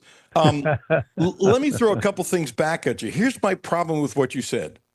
I agree with you, like 100%, that I would let McClain start second base next year. And if by June, you don't want the kid looking over his shoulder. Right. By mid-June, if he's batting like 180 this time, you got to move on. But I would give him a little more thing because I thought he was going to be one of the best players on the team. And you would think the injury is behind him. Maybe it isn't. I don't know. But you've seen guys that sometimes need more time. So I agree with that. The other thing with Friedel, I've always thought, because he'll make a spectacular catch every now and then. And I thought that overcame his, I wouldn't say deficiencies, but I've always thought he's an overrated center fielder. Yet in left field, I think he would be better unless you got somebody better. So I agree with that 100%. But let me throw this at you. They need to tell Tito Marte gets 550 at bats in right field. They need to say that Steer gets, first of all, you hope he fixes his shoulder. To do what he did with a bad shoulder, Right. I thought he had a better year than people thought. I'd Incredible. leave him at first base. I can't believe how good he was as a first baseman with never playing first base. And I would put I Stewart know. on Incredible. third. But here's my problem, Hal. The Reds can never admit they made a mistake, right? And you got Brian, Right. you're paying Hayes a lot of money. You can't have him on the bench with that kind of money. You could put him in the eighth inning of most games as a defensive replacement. The Yankees wouldn't pay that much money for a defensive replacement. I don't know if you can ship him out. I really don't. And I don't think they're going to make mistakes because Stewart might hit 30 home runs next year. And look, I think between Stewart, Marte, I think those three guys and Spear, I think you can have 75 to 90 home runs if they're all healthy. That's plenty of power. Yes. No? Yes, it is. But that's projecting possibilities. We don't know that that'll actually happen. But yeah, it could. I know South Stewart is very young. That just came up.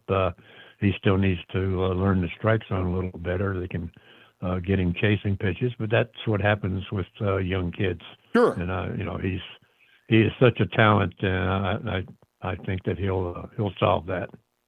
I'll tell you what else I read in him. You tell me if I'm nuts. I think the kid's got a great work ethic. And he's got his godfather's Manny Machado. And he's been working with a future Hall of Famer since he was a kid. And Machado is a worker and often not given enough credit because he's going to end up in the Hall of Fame. At least I think he is. And I think he's a perfect mentor. And he's a very mediocre third baseman. I'm not going to say he'll end up improving like Wade Boggs did, who became a very, very good third baseman when he sucked coming up. But I think he'll get better. I think he needs to lose some of his body fat. I would stick him at third base. But can you get rid of Hayes? And you just made a big deal trading for him, and they're going to look bad. And Lord knows they don't like to look bad. That's true. But if they want to win, they got to do the right things, which is saying something because they never seem to do the right thing. But if you're going to tell your fans that you want to compete and you're going to try to win, you got to put the best players at the best positions. And he's the best on defense, but his offense is so woeful. And I agree about South Stewart. He's got a lot of baby fat. He'll get rid of that. I think he'll eventually be the clubhouse leader. He is so enthusiastic and so positive about things. He's going to be a really good addition to the clubhouse. So, yeah, I think he needs to play to be a real leader. The great Hal McCoy is kind enough to join us.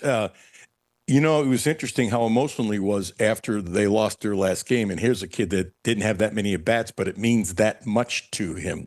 And he's got the talent, and it means that much to him. If I'm putting a list together for possible breakout stars next year, I'm not talking Hall of Fame or All-Star team, but if I'm putting 5 players together, he'd probably be one of them. I like the kid's potential, and all he's done is hit everywhere.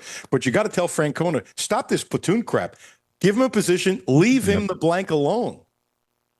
He does that too much. That's one thing I have against Tito. He platoons too much, and I think that comes from the analytics department. And I wish he would just tell him to shove it. I'm going to play the best players every day and quit this platoon stuff. But to me, it's hurting the team. And getting back to Sal, he was very distraught thinking that he cost him the game by that error he made, which didn't help, but that's not what cost him the game. But he was wanting to take credit for the loss, so that shows a lot of maturity, especially for a young kid. Whew. Right. So I bet you and I disagree with this. Austin Hayes was $5 million. His option is $12 million. Not a shot in blank. I would give it to him. He'll probably get a better offer, but I would offer him $5 million again, only as a backup. Only as a backup, as the fourth outfielder, not this where Tito it loves these veterans and play him all the time. Because if he would take $5 million as a backup, that's a pretty nice guy to have off the bench. Notice I'm saying off the bench. I don't want him starting at all. I would go for that. Plus, he gets hurt a lot. The reason why he was available because he's been hurt a lot. Right.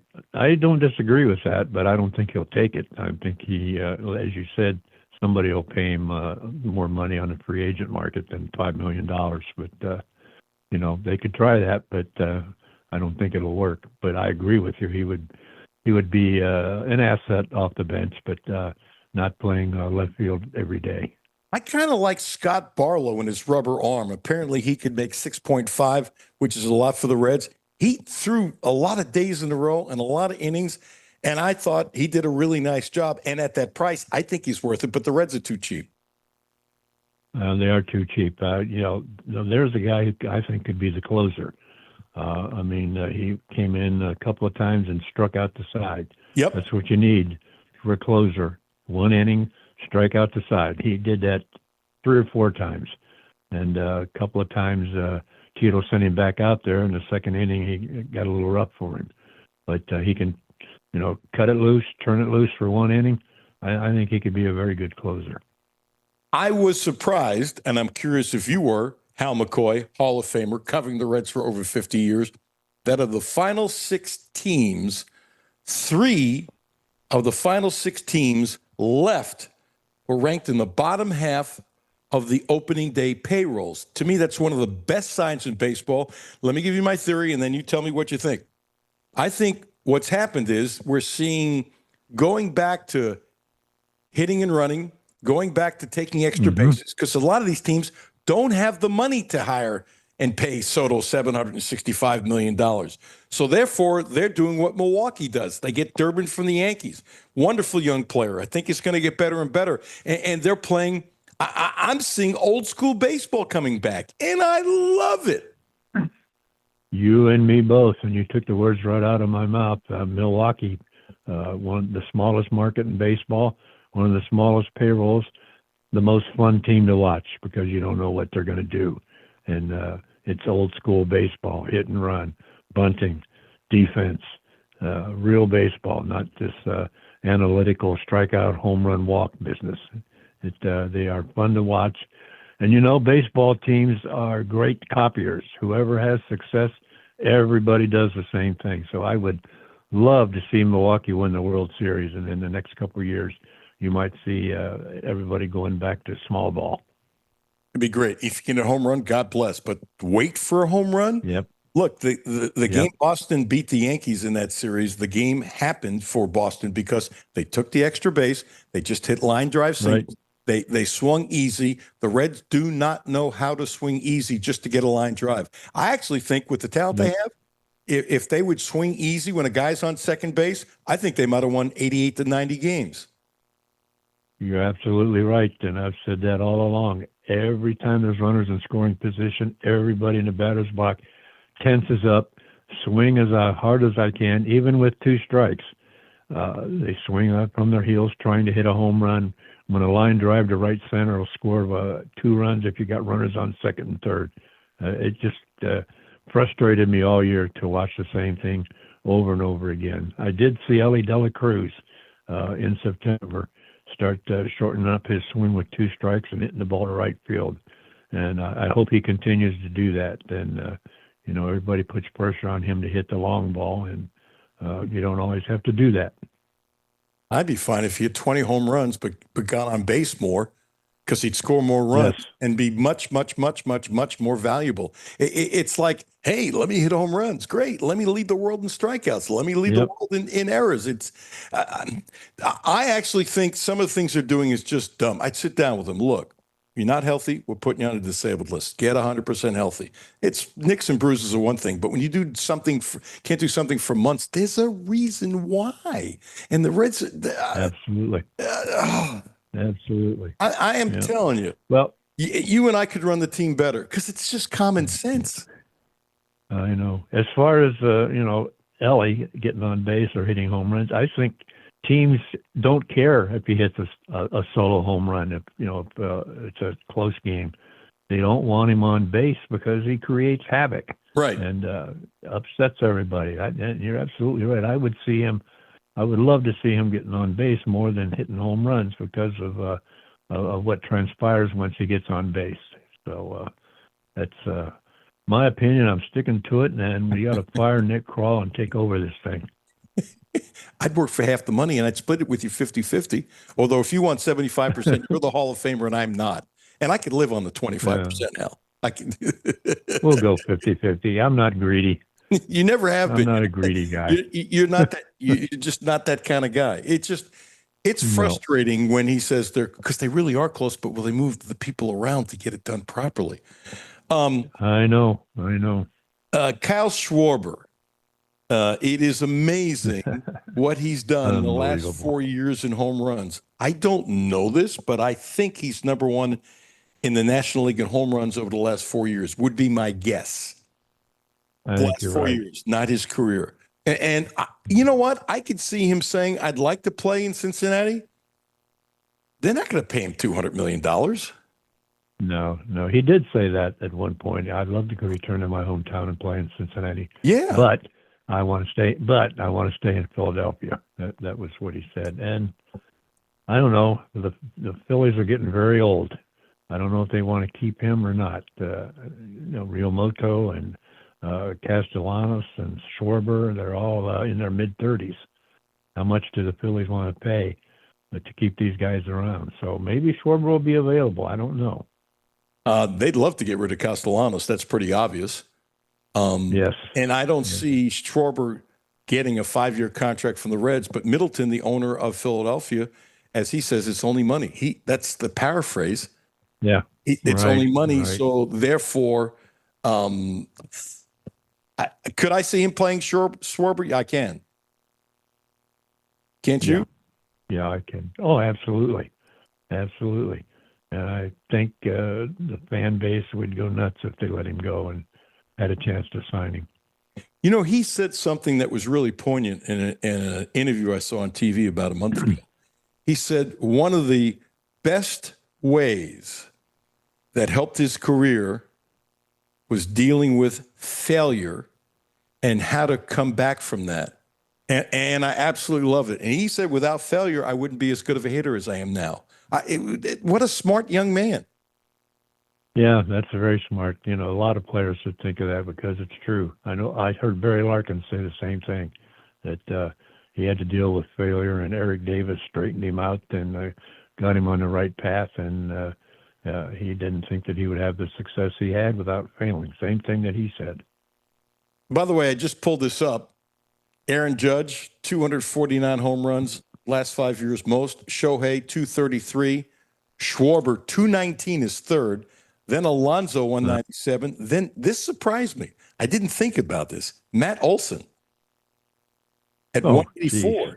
I did not. I would not have thought of him. Yeah, he didn't have a real good year this year, so No, he it didn't. kind of slips out of your mind. But other than Ohtani, I would say Schwarber, if you put the distance on his home runs, he wins easily. That home run he hit in Dodger Stadium, I know they said it was 454 feet or so. Had to be 500 feet. I covered many games in Dodger Stadium, and I know where that ball landed, on top of the pavilion roof. The roof only covers about half of the right field bleachers. That thing landed on top of it. It had to be 500 feet if it was a foot. Oh, my gosh. I can't even picture that. By the way, I just pulled up the last 4 seasons. Judge is number one with 208. Schwarber is number 2 with 187. Shohei is number 3 with 185.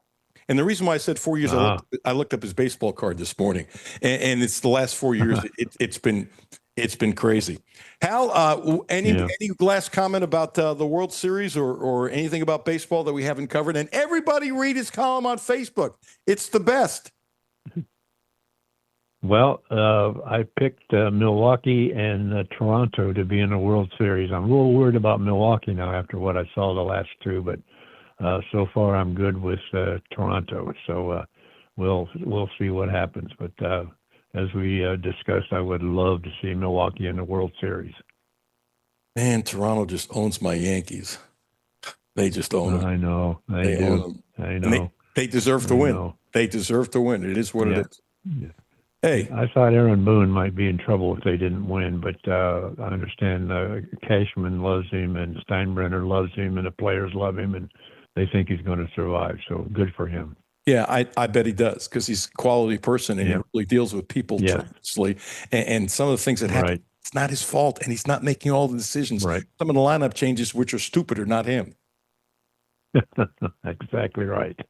I feel better after talking to you. I feel like I've gone to a shrink. Get it off my chest.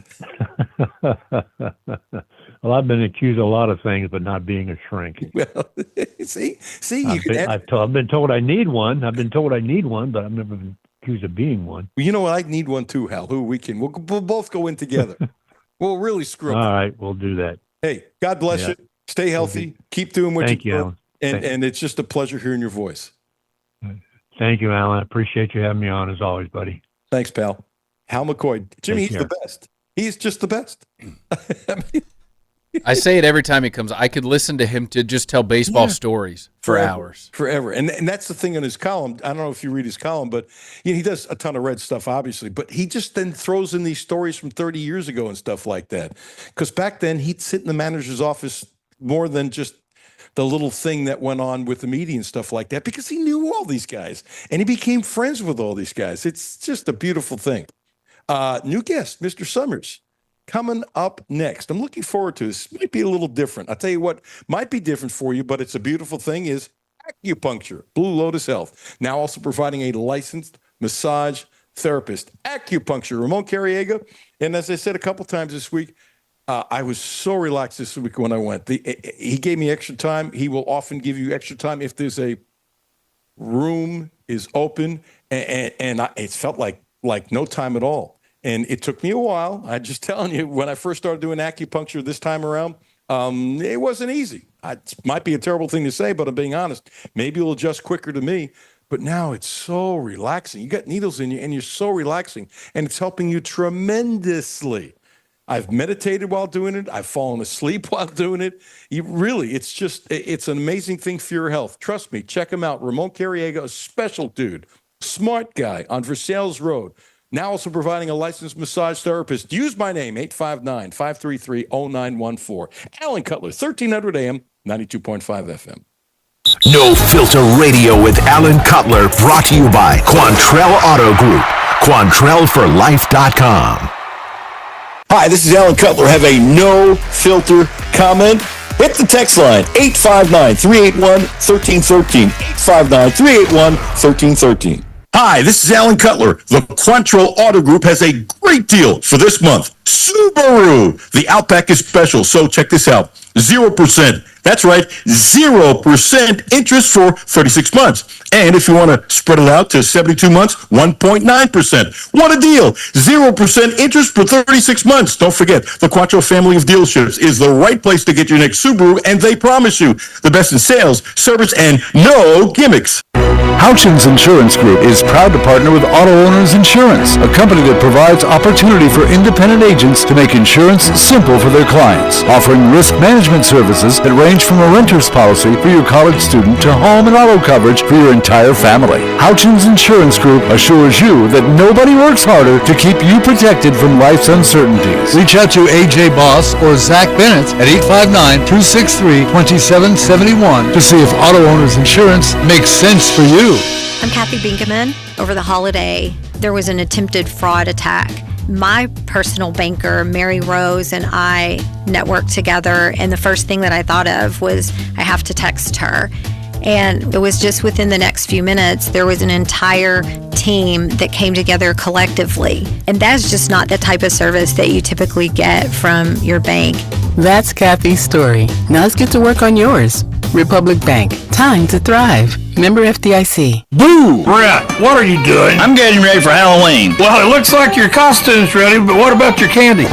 Well, you know Dad and Uncle Rick. At Clark's Pep Shop, we have some spooky deals. All month long, you can pick up 5-hour energy shots, 2 for $4.99, or Rolade sticks, buy one, get one free.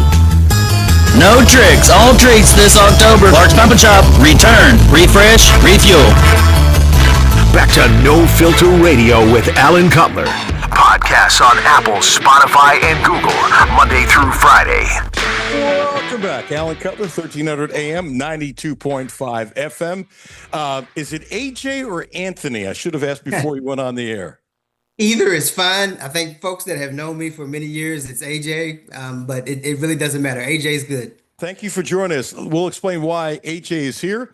You're on the board at Kentucky State. And I'm on the board of the Green and Gold Fund. Oh, okay. Then maybe I read Jamal's text to me Yeah. incorrect. You're on the board of the Green and Gold Fund, and you're having an evening with the champions featuring Tubby Smith, former Kentucky State great coach William Graham, and Saul Smith will be there with some others. The 12th at the Frankfurt Country Club with a VIP open bar. You can meet all these folks, get autographs, all that kind of stuff. It starts at 4 o'clock, hosted by Sierra Newton, who's done a really nice job for the BBN show at my old station, LAX 18. So give a plug for that. And I also want to talk to you about your relationship with UK basketball. Fascinating.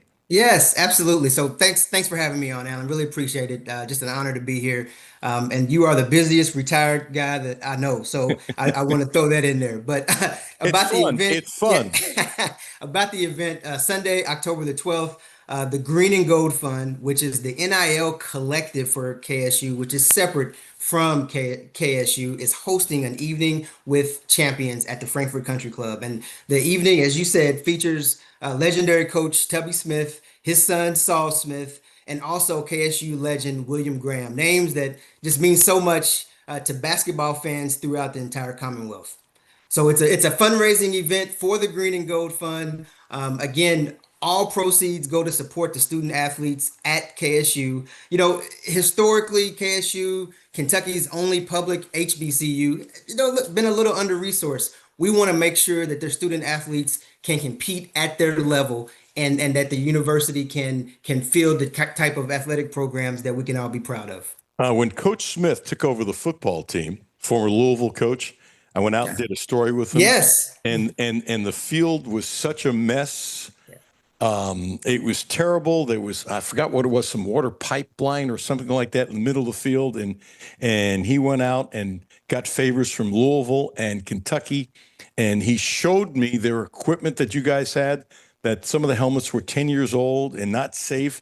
And Kentucky and Louisville graciously, because he had friends on both sides, gave equipment that they were no longer using, but was a huge upgrade. And he helped doing that stuff. And you guys have a tremendous history, and you guys are underfunded. And it really is kind of sad. When I saw that football field, I did a story in it, and it really got to me pretty strongly. Like, this is not right. I mean, there were most of the high schools in Lexington at the time had better fields than you guys. Right.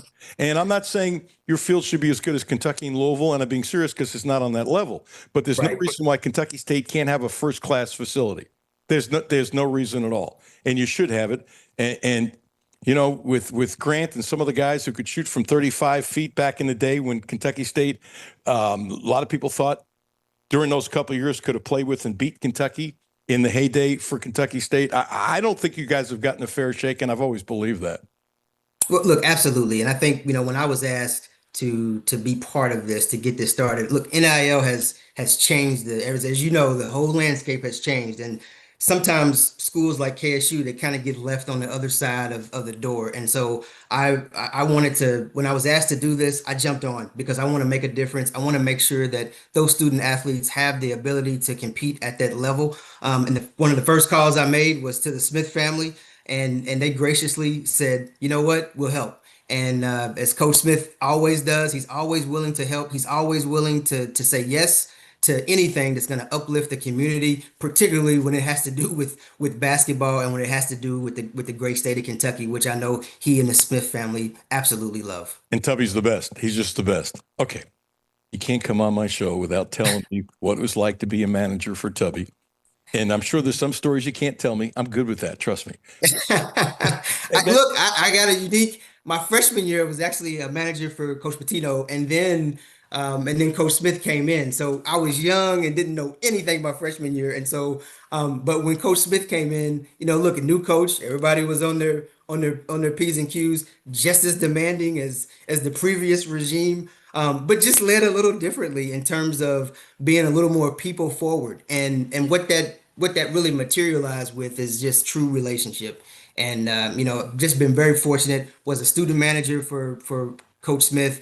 He actually, I didn't know what I wanted to do when I graduated. He hired me as a graduate assistant. He said, you're going to stay here. You're going to work here. And just really was a mentor. Been very fortunate to keep that relationship beyond UK, particularly with Saul, who I was actually close with in college, and now our families are close. So look, it's just a great family. I consider him. He's more than a basketball coach to me. He's a true mentor, and just the way he does things, leading with humility and grace. He just does things the right way. So I'm very fortunate to have had a front row seat to not just the '98 championship, but just to everything that he represents. So speaking of humility, first couple times you went to Patino's practice and he's going crazy. What was it like for a young man knowing you better not cough, you better not sneeze, you better not do what was it like? I'll tell you the story. This is honestly the truth. So one of the first practices that I was at with Coach Patino, so we had this thing. It was obviously they were in old Memorial Coliseum. I mean, the building was old. People could just walk in, and so part of the manager's job was to kick everybody out that came in, right? So I mean, we're all looking around.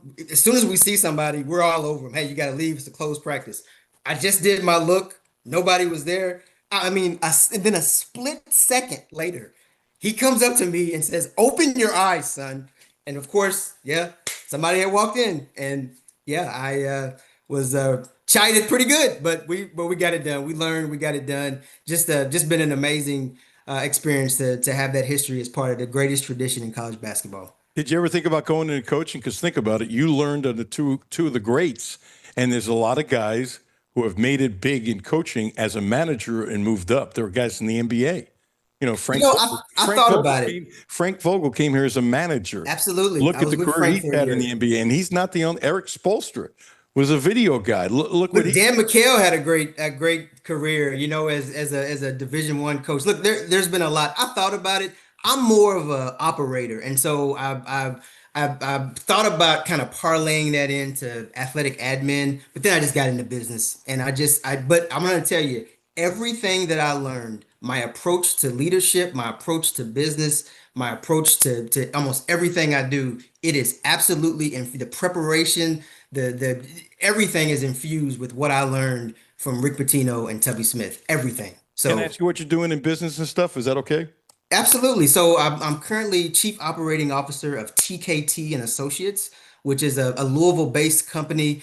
We've got multiple divisions. Our advertising and marketing division is actually one of the ad agencies of record for Stellantis, which you may know. Yeah. We actually work on 6 of their major brands: Jeep, Chrysler, Dodge, Alfa Romeo, Fiat. So we stay really busy with that. We've got a staffing division, and then we've just got a consulting division that we have. So we stay really busy. We've got folks all the way working with us in the Dominican Republic. So it's been a great opportunity for me. But everything that I do is absolutely infused with the learnings that I got with Big Blue Nation. You got a funny story about Pitino or Tubby that you can share? Maybe I won't share a too funny of a story, but I'll say this: when growing up in the state of Kentucky, I'm African American. When Coach Smith was named the head coach, look, it meant something different to me, I think, and I still have the newspaper clipping of when he was named the coach, and I hadn't really, I hadn't even met him yet. And but I remember we had basketball camp. So when he started, it was the summer. So I got to meet him. And so he was, again, he's just a humble. You wouldn't even know that he was the head coach of the greatest college basketball program in the country. And so he came up to me, introduced himself.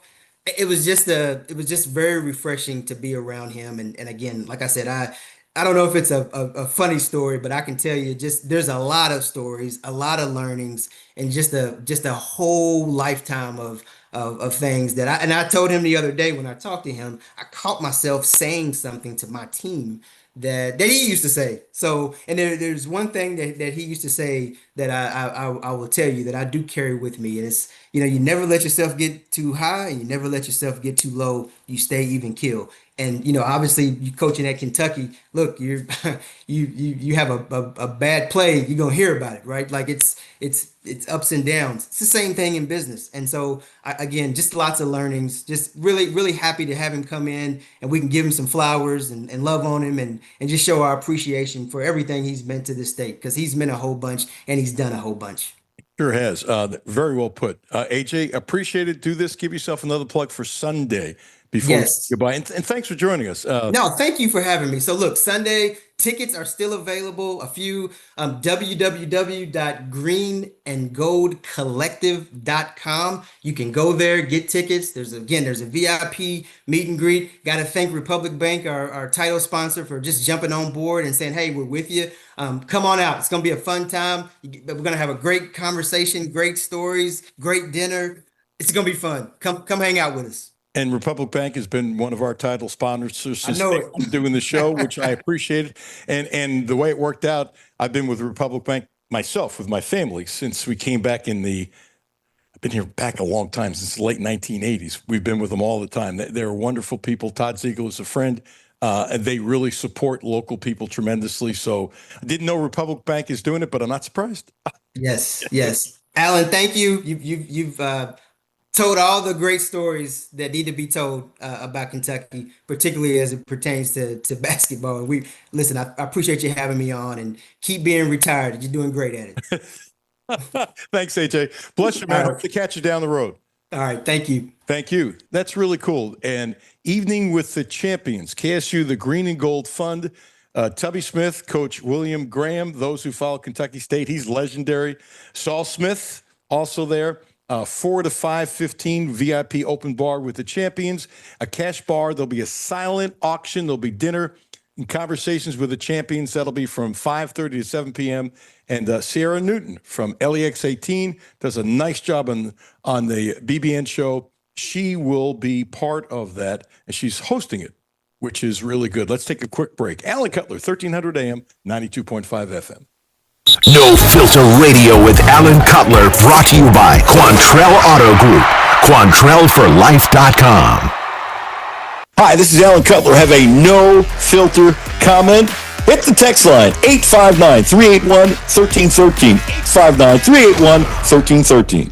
Hi, this is Alan Cutler. The Quantrell Auto Group has a great deal for this month. Subaru. The Outback is special, so check this out. 0%. That's right, 0% interest for 36 months. And if you want to spread it out to 72 months, 1.9%. What a deal. 0% interest for 36 months. Don't forget, the Quantrell family of dealerships is the right place to get your next Subaru, and they promise you the best in sales, service, and no gimmicks. Houchins Insurance Group is proud to partner with Auto Owners Insurance, a company that provides opportunity for independent agents to make insurance simple for their clients, offering risk management services that range from a renter's policy for your college student to home and auto coverage for your entire family. Houchins Insurance Group assures you that nobody works harder to keep you protected from life's uncertainties. Reach out to AJ Boss or Zach Bennett at 859-263-2771 to see if Auto Owners Insurance makes sense for you. I'm Kathy Binkaman. Over the holiday, there was an attempted fraud attack. My personal banker, Mary Rose, and I networked together, and the first thing that I thought of was I have to text her. And it was just within the next few minutes, there was an entire team that came together collectively. And that's just not the type of service that you typically get from your bank. That's Kathy's story. Now let's get to work on yours. Republic Bank. Time to thrive. Member FDIC.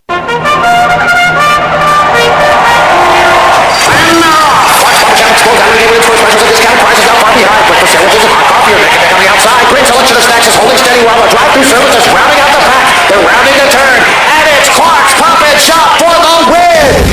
Get in the winner's circle with Clark's Pump and Shop. Stop by and pick up 5-hour energy shots, 2 for $4.99, or Rolade sticks. Buy one, get one free. Clark's Pump and Shop. Return, refresh, refuel. Back to No Filter Radio with Alan Cutler. Podcasts on Apple, Spotify, and Google, Monday through Friday. Interesting formation. Dart. Is he going to take off again? He might have to, but no. He finds an open man and hits him. Robinson stays in bounds. Robinson's going to go all the way for a Wandale Robinson now with 199 catches. You know what he did that I loved? If you watch the play, as he's getting closer to the end zone and could feel that, somebody was trying to tackle him, he put two hands around the ball, so he wouldn't fumble it and didn't appear to lose any speed at all. He's got 199 catches. He's having a hell of a career, and the Giants finally took years before they would actually try to throw the ball downfield to him. I'm really happy for him. He's 5'8". He's built like a you-know-what. He's got great hands, and the Giants won last night. In a million years, I wouldn't have picked them to beat Philadelphia. They did, 34-17. Scatterboo, fourth-round draft choice, shouldn't have been drafted that low, had 98 yards. He was bowling over people. And Dart, the quarterback from Ole Miss, who I like a lot, I said when they drafted him, I liked it a lot. And the Giants moved up. And he's been even better now. They finally give him a chance to play because he can run and throw. 17-25. That's 68% for 195 yards and one touchdown, and he earned for 58 more. The Giants have sucked forever. I grew up a Giant fan, and I don't know, maybe there's hope. Really quick.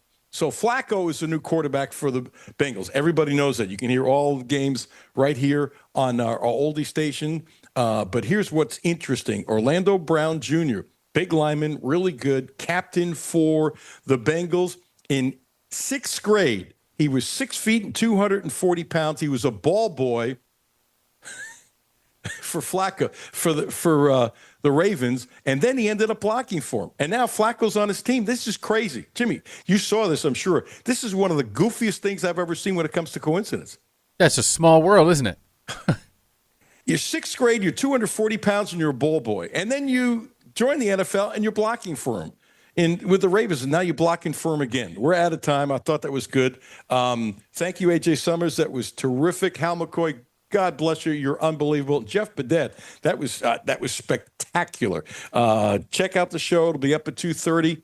It's a really good show. We've had a really good week. Got a lot of good stuff planned for next week. Count your blessings. May we learn how to be disagreeable with peace.